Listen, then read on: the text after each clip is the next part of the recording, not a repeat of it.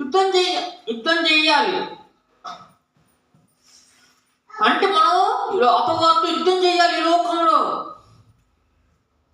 ఆ రోజంతా యుద్ధం కావాలి, నూతన కృప కావాలి మనకి. ఆ కృప లేని మనం బ్రతకలేం. కృప అందిస్తాక నూతన కృప మనకి కావాలి. బైబిల్ చెప్తున్న నూతన కృప దేవుడు అనుగ్రహించు వరం. అది కృప అనేది. ధనం కన్నా బంగారం కన్నా విలువైనది కృప. టైం కన్నా విలువైన కృపను వ్యర్థం చేయకూడదు అన్నారు. అంటే మన కృపను ఊరికనే వ్యర్థం చేస్తాం, అనవసరమైన పనులు చేసి, ఈ లోక పనులు చేసి కృపను వేస్ట్ చేస్తాం. కానీ అలా చేయకూడదు. మన దేవుడు అనుగ్రహించిన నూతన కృప కొద్ది మాత్రమే. నీ దాహం తీరుస్తుంది, మీ పనికి బలాన్ని ఇస్తుంది. కానీ వేరే పని వైపు వెళ్ళకూడదు, తప్పిపోకూడదు. దేవుడు కృపానిధి. హల్లెలూయా. కృపను అనుగ్రహించువాడు. ఆ కృప మనకు దొరకాలంటే ఎవరి వైపు వెళ్ళాలి? దేవుడు వైపు ఉండాలి మనం. ఏలియా జీవితం చూడండి. బయలు ప్రవక్తలు ఫిలిస్తీన్లు యుద్ధం చేశారు ఆయన మీద. కానీ గెలిచినవారు ఏలియా ఒక్కడే. ఎందుకంటే ఆయన ఎవరి వైపు ఉన్నాడు? దేవుడు వైపు. దేవుడు వైపు ఉంటే నూతన రూపం మనకి ఇస్తాడు దేవుడు. కొంతమంది ఏడుస్తూ ఉంటారు, అయ్యో మా జీవితం అయిపోయింది, రేపైంది, ఎల్లుని అనుకోకూడదు మనం. ఎందుకంటే అది నూతన కృప. నిలబడతాడు మిమ్మల్ని ఆ రోజు కృప ముందు. శత్రువు మీద నిలబడతాడు మిమ్మల్ని. హల్లెలూయా. నూతన కృప అనుగ్రహింపబడుతుంది మనకి. పాతవి గతించిపోయి గుర్తుపెట్టుకోండి, పాతవి గతించిపోయి ఈ రోజు నూతన కృప. మళ్ళీ ఈ వాక్యం విన్న వెంటనే నూతన కృప వచ్చినట్టే మీకు. న్యూ ఇయర్ కూడా అంతే. నూతన కృప పాతి మర్చిపోవాలి. నూతన వాగ్దానం వర్తిలింపచేయగలడు దేవుడు మిమ్మల్ని. మీ శత్రువు మీద గెలిచగలడు. మీ శత్రువు మీద బోధనలు పెడతారు, విన్నను సిద్ధపరుస్తాడు శత్రువు ముందు. మనం ఏం చేయాలంటే కామ్గా ఉండాలి. హల్లెలూయా. మనం బలం కాదు ఉపయోగించాల్సింది, మన శక్తి కాదు, దేవుడు శక్తి. అది కృపానిది. ఆయన మన శక్తి ఓడిపోతుంది ఎప్పటికైనా, మన జ్ఞానం పడిపోతుంది. కానీ దేవుడిచ్చే కృప నిరంతరం ఉంటుంది. ఈ బైబిల్ ఒకడు నీతిమంతుడు లేడు, అందరూ పాపం చేసి దేవుడు దూరమైన వాళ్ళే. గర్వంతో ఉండకూడదు, ఆ విరిగి నలిగే మనసుతో ఉండాలి. ధనవంతుడు లాజరు కథ విన్నారా? ధనవంతుడు ఎగిరెగిరి పడ్డాడు కృపను చూసి. కానీ లాజరు కృపను ఉన్నంత వరకే సంతోషపడ్డాడు. మనం కూడా అంతే సంతోషపడాలి. పరలోకం చేరుకోవడమే మన మార్గం. లాజరు అయితే రైతులు అనుగ్రహించాడు చూడండి. లాజరే కాదు, యోబు కూడా ఎంతో శ్రమ పడ్డాడు. యోబు ఎంత శ్రమ పడ్డా అంటే లోకానుసారమైన జీవితం వదిలేసిన, దేవుడు ఆస్వాదించిన మళ్ళీ శ్రమే. వాళ్ళ కొడుకులు చనిపోయారు, పిల్లలు చనిపోయారు, కృష్ణరోగి అయ్యాడు. ఎప్పుడైతే దేవుడు చూశాడు, ఆయన వైపు వదిలేడు ఆయన. అది మన నూతన కృప. దానికి అర్థమైన మనకి వాగ్దానం అది. యోబు ఆశ్రయించాడు, మనల్ని ఆశ్రయిస్తాడు దేవుడు. యోబు పడిపోయాడు, కృంగిపోయారు, వాడి పిల్లలు చెడిపోయారు, చనిపోయారు, ఇల్లు కూలిపోయింది. ఆయన ఏడవలేదు. దేవుడు ఇచ్చును తీసుకుంటాడు. ఆ మాట అనాలి మన ముందు. కృప కూడా అంతే. కొద్ది కృప మాత్రం ఇస్తాడు. కొన్నిసార్లు భయపడకూడదు. మళ్ళీ నూతన కృపనిస్తాడు దేవుడు, అధిక కృపనిస్తాడు. మనం ఏం దేవుడిని విడిచిపెట్టకూడదు, ఆయన చేయబట్టుకుని నడవాలి. ఎవరు కూడా ఆయన చేయబట్టుకుని నడిస్తే మూడింతలు ఆశీర్వదించాడంట. హల్లెలూయా. మనల్ని కూడా మూడింతలు ఆశీర్వదించగలడు దేవుడు. వదిలిపెట్టకూడదు వేటిని. ఈ లోకం కూడా అంతే. ఈ లోకం సొదొమ గొమొర్రా పట్టణాలు. ఈ లోకాన్ని వెంబడించకండి. దూతల్ని మీకోసం కాపలా ఉంచాడు ఈ లోకంలో. తప్పిపోయిన యుద్ధం చేయడం వాళ్ళు ఏం చేస్తారంటే యుద్ధం చేస్తారు మీతో. అందరికి నూతన కృప ఇవ్వబడింది. కానీ కొంతమంది ఏం చేస్తారు, చెడగొట్టుకుంటారు వాటిని. ఆశీర్వాదం చెడిపోతుంది కొన్నిసార్లు. మళ్ళీ ఇస్తాడు దేవుడు వాటిని. ఎప్పుడో రోజు రిటర్న్ జరుగుతుంది. అంటే కోల్పోయి మళ్ళీ ఇస్తాడు దేవుడు. బాధలను తప్పిస్తాడు మనల్ని. ఆయన రాక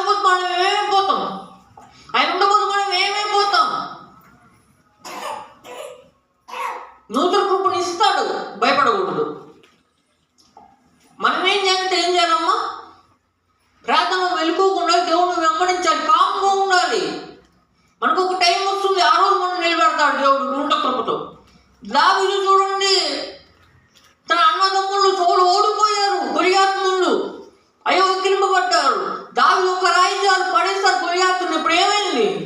గొలియాతు మరణించాడు. ఆయన గొలియాతు చాలా అడుగులు, 12-13 అడుగులు ఉంటాడు గొలియాతు అంటే. ఎవరినైనా చంపగల ధీరుడు, ఎవరైనా అంతం చేయగలడు, ఛేదించగలడు. వాళ్ళ గొప్పతనం ఏంటంటే గొలియాతు. ఎప్పుడైతే గొలియాతు బలం పుంజుకున్నారో యూదుల్ని భయపెట్టాడు ఆయన, ఇశ్రాయేలు జనాల్ని. మీరు వెళ్ళిపోండి, మీ దేవుడు గొప్పవాడా మా దేవుడు గొప్పవాడా, నాకు యుద్ధం చేయుడి, మీరు గెలుస్తారు నేను గెలుస్తాను, నవ్వుకున్నారు అందరూ. కానీ దావీదు ఒక్కడే ఏం చేశాడంటే పడిస్తాడు గొలియాతుని. తిరుగు రాయితో ఇలా కొట్టగానే ఏమైపోయి గొలియాతు పడిపోయారు. మనం కూడా అంతే, శత్రువులు మీ ముందు నుంచి ఎక్కిరిస్తారు, భయపెడతారు, నవ్వుతారు. కానీ ఒక్క రాయి వాళ్ళు పడేయడానికి,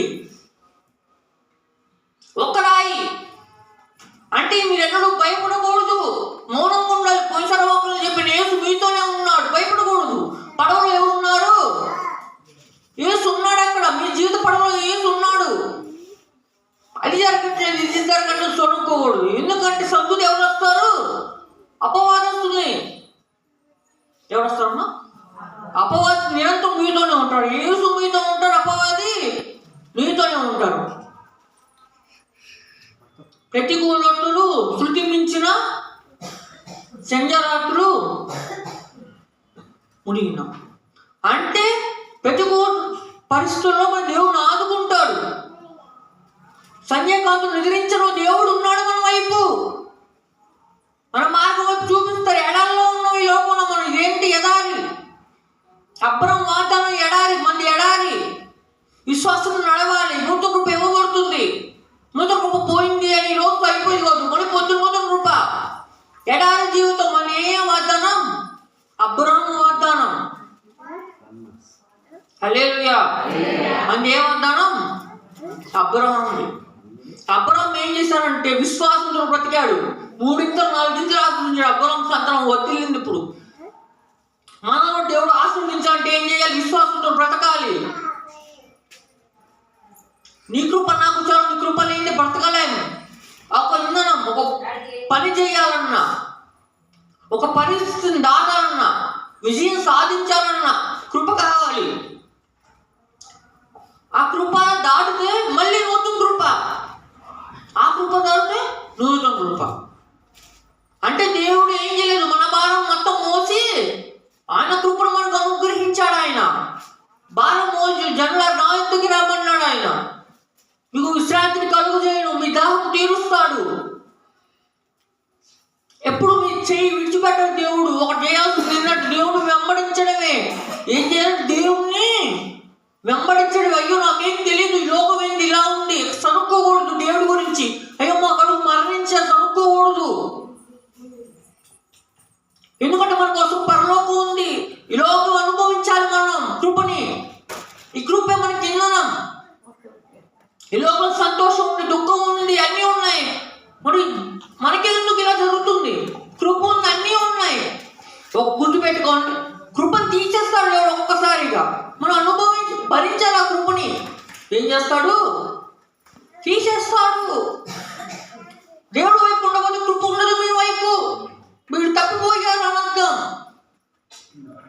ఆ కృప తీరు శ్రమ వస్తుంది, లేనిపోని గొడవలు, అపవాది మీదకొస్తుంది. అపవాది చంపగలదు. మరణ అధికారం ఉంది అపవాదికి, మనం చంపగలదు. ఒకటి గుర్తు పెట్టుకోండి, కృప మళ్ళీ నూతన కృప. అపవాది చంపిన మళ్ళీ మనం తెలుస్తాడు, దేవుడు బతికించగలడు. సడన్గా జరిగిపోతుంది. మనకి ఏం అర్థం కాదు. యోగు శ్రమలో ఒక్కసారి గుర్తు పెట్టుకోండి, మన జీవితమే శ్రమల జీవితం. అంటే యోగు శ్రమ, యోసేపు శ్రమ అవన్నీ వస్తే మన మీదకి, అదే ఆత్మీయ జీవితం.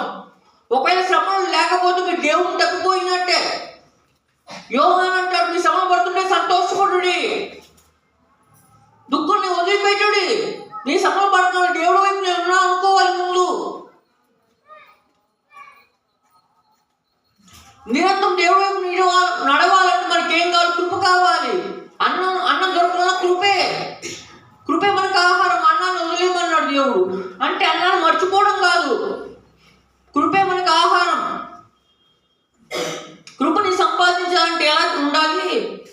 చెప్పండి. దేవుడి వైపు తిరిగి ఉండాలి.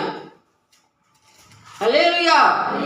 మనకి ఎన్నో వాగ్దానాలు ఉన్నాయి భూమి మీద, కానీ వదిలే వాగ్దానం అంటే కృప. ఆ కృపే మనకు వస్తుంది. ఇంతకుముందు కృప ఉంది, కానీ దేవుడు ఏం చేస్తాడంటే యేసుతో మొత్తం కృపనిచ్చాడు మనకి. యేసు శిలువ వెనకాల ముందు తెలుసా మీకు? క్రీస్తు పూర్వం, క్రీస్తు శకం. మనం జరుగుతున్న క్రీస్తు శకం. దేవుడు మన వైపు ఉన్నారు ఏలియాలాగా. మనం నవ్వుతూ ఆస్వాదించాలి, నవ్వుతూ ఉండాలి. మనం నిరంతరం ఏడవకూడదు ఈ లోకంలో. అక్కడ ఏలియా కూడా ఎంతో సంతోషపడ్డాడంట. దుఃఖపల్ల వాళ్ళు ఎన్నో గంతులు వేశారు, ఏమేమో చేశారు బలి అర్పణ కోసం. అంటే ఆకాశంలో అగ్ని దిగాలంట అక్కడ. ఆ దేవుడు చేయగల దేవుడు మన దేవుడే. ఆ రోజు ఏలియా ప్రార్థన చేయగానే ఆకాశం నుండి అగ్ని వచ్చింది. అందరూ భయపడ్డారు, ప్రవక్తలందరూ, బయలు ప్రవక్తలు మరియు ఫిలిష్తీయులు. వాళ్ళు ఏమన్నా భయపడ్డారు. దేవా నువ్వే గొప్ప దేవుడివి. ఒకరోజు అందరూ అంటారు ముందుకు వచ్చి నీ దేవుడే గొప్ప దేవుడు, మరే దేవుడు లేడు, మాకు మా రక్షణ కావాలి అనుగ్రహించండి అంటారు వాళ్ళు. అంటే మనం చూసుకుంటూ మంది మారాలి. ఎప్పుడైతే ఏలి ఆకాశం నింపారు వాళ్ళు ఏడ్చారంట. అది మన గొప్పతనం. మన ఏలియా వాగ్దానం కూడా మనకుంది. అంటే మనం కూడా ఏలియాలాగే ఉంటాం. దేవుడు ఏదైనా చేయగలడు. పడిపోయిన గోడలు కట్టగలడు, పడేయగలడు.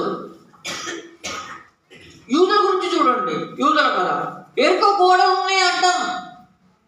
ఏ ఒక్కడు ఎరుక గోడలు దాటి సైన్యం బలం ఎక్కువ. ఎప్పుడైతే యూదులు ఎరుక గోడలు చూసారో భయపడ్డారు. భయపడి పారిపోయారు ఎరుక గోడలు చూసి. ఏమంటారు? భయపడ్డారా? భయపడ్డారు. వెళ్ళిపోయిన వెనక్కి ట్రాక్టర్లు చేశారు. దేవా ఏం చేయాలి? ఆ ఎరుక గోడలు బద్దలు కొట్టాలి మేము. వాళ్ళు బలమైన సైన్యం, బలం పుచ్చుకున్నారు. వాళ్ళు ఏదైనా చేయగలరు భూమి మీద. మమ్మల్ని చంపడం ఎంతసేపు కొద్దిసేపమే చంపేయవచ్చు మనల్ని. యూదులు చేసిన పనైనా దేవుడు వేడుకున్నాడు. దేవ నూతన అనుగ్రహించు, నూతన బలం మాకు కావాలి. హల్లెలూయా. మనకేం కావాలి? నూతన బలం. ఏం చేయాలి? దేవా ఊళ్ళు బద్దలు కొట్టాలి మేము యూదులు అంటే. మానవ యూదులు పెద్ద అపాయం, పరీక్ష అనొచ్చు దాన్ని. వాళ్ళు ఏం చేశారంటే ఒక ఉపాయం చెప్పాడు దేవుడు. మీరు వెళ్ళండి, ఆ గోడ చుట్టూరు తిరగాలి ఒక రోజు. తెలుసా కదా? విన్నారా? ఏం చేయాలి? ఆ గోడ చుట్టూ తిరగాలి. మళ్ళీ వెళ్ళిపోయారు. అంటే సౌండ్ చేస్తూ ఉండాలి మధ్యలో. వాళ్ళు వెళ్ళిపోగానే మళ్ళీ వాళ్ళు రావాలి ఇంకో రోజు. మళ్ళీ దాని చుట్టూరు అట్ట ముమ్మాలు తిరగండి. ఒక్కసారి ఏమైనా గోడలు బద్దలైపోయి అక్కడ. హల్లెలూయా. ఏమైనా గోడలు బద్దలైపోయినాయి, ఎరుక గోడలు పడిపోయినాయి. విజయం దేవుడు మనకి ఇచ్చేస్తారన్నారు. వాళ్ళు సంతోషంతో ఉల్లాసంతో ఆహారం తిన్నారన్నమాట. అక్కడికెళ్ళి వాళ్ళు ఓడిపోయారు ఎరుక గోడ. మనం కూడా ఇలానే ఉండాలి ఈ లోకంలో. దేవుడు మనం రోజు తిరిగి చేయమండు, ఇంకోవైపు వెళ్ళమంటాడు. దేవుడు నూతన కృపనిస్తాడు. అదే మనం హల్లెలూయా. మనలో గోడలు బద్దలు కొట్టగలడు. అది మన విశ్వాసం. మన విశ్వాసం ఉంటే ఏదైనా బద్దలు కొట్టగలం. ఇప్పుడు అనండి మేము దేవుడు నమ్ముకున్నాం. హల్లెలూయా. మన రక్షకుడు ఎవరు? యేసు ఒక్కడు, మరి ఎవరు లేరు ఈ లోకంలో. వాళ్ళు గోడలు బద్దలు చూసి వాళ్ళు భయపడ్డారు. అమ్మో దేవుడు శక్తిది. దేవుడు వైపు ఉండాలి. మనం కూడా గొప్ప కార్యం చేయగలరు మీ జీవితాల్లో కూడా దేవుడు. ఆ బద్దలు కొట్టిన గోడలు మన పాపం అవ్వచ్చు, శాపం అవ్వచ్చు, ఇంకా అపవాది కోట కావచ్చు. హల్లెలూయా. అపవాది కోట బద్దలు కొట్టగలడు దేవుడు. మనం ఏం చేయాలంటే కేవలం అన్ని వెంబడించాలి. మనం కూడా తిరగాలి. దేవుడు చెప్పిన మాట వినాలి. ముందు ఒక శ్రమ వచ్చినప్పుడు దేవుడు వైపు మంచి చేయాలి. చూడనిపించిన మంచి చేయాలి. అప్పుడు మనకి నూతన కృప అనుగ్రహిస్తాడు దేవుడు.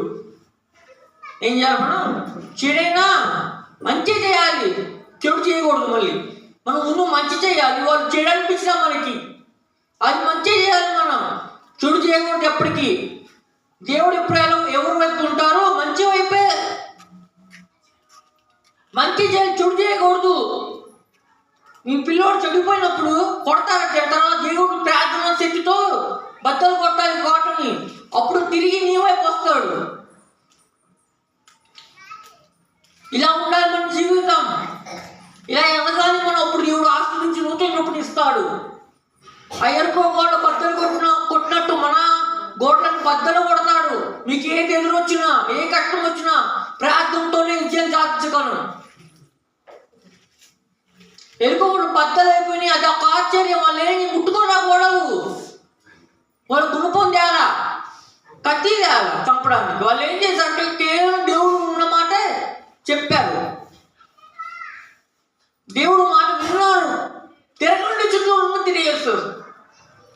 శబ్దంతో ఊరుతూ చుట్టూరు తిరిగి పడిపోయిన గోడలు 2, 3 సార్లు 4 సార్లు. అంటే ఎన్నిసార్లు తిరిగినా దేవుడు మన గమనం చూపిస్తాడు. తప్పిపోయాం, మళ్ళీ అటే వెళ్ళాలి మనం. ఇశ్రాయేలు సైన్యం కూడా కొండ చుట్టూ తిరిగారనమాట వాతావరణం కోసం. మనం కూడా కొండ చుట్టూ తిరగాలి. ఎంత కష్టం వచ్చినా, ఎంత బాధ వచ్చినా, ఎంత చుట్టూ తిరగాలి. కొండ చుట్టూ తిరగాలంటే పరిష్కారం కాకపోయినా దాని చుట్టూనే తిరగాలి మనం. ఎప్పటికేం బద్దలు కొట్టగలగాలి. మీ గోడలు కష్టాలు కూడా పోతాయి. పొద్దున్నే నూతన కృప కోసం ప్రార్థన చేయాలి మనం. సాయంత్రం ప్రార్థన చేయాలి. అంటే ఈ కృప కొద్ది కాలం, మన కొద్దిసేపే. మిగతా మన ఏం పడేయాలి. మళ్ళీ పొద్దున్న కూర్చుంటే మన ఇశ్రాయేలు తింటారు. మన కృప కూడా అంతే. హల్లెలూయా. నూతన కృప కూడా అంతే. పొద్దున్నే కృప దొరుకుతుంది. ఆ పనికి వేరే పని చేస్తారు కొంతమంది. కృపను వదిలేసి దానికి కృప ఇవ్వడు దేవుడు. మళ్ళీ అర్థమైందంటే మనం ఏం చేయాలి? దేవుడు చిత్తం వైపు వెళ్ళాలి. అప్పుడు నూతన కృపను ఇస్తాడు. ఓడిపోయినా, కృంగిపోయినా, కృషించిపోయినా దేవుడు నిలబెట్టగలడు మనల్ని కృపతో. ఆ కృప ఇందులో మనకి నిర్లక్ష్యం చేయగలి కృపని.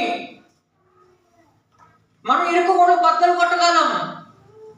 మన ఏడుపులను న్యాచురల్గా చేయగలడు దేవుడు ఒక రోజు. అంటే చెడు చేయకూడదు మనం. ఈ వాక్యం దేవుడు టీచర్ వాక. ఆమేన్.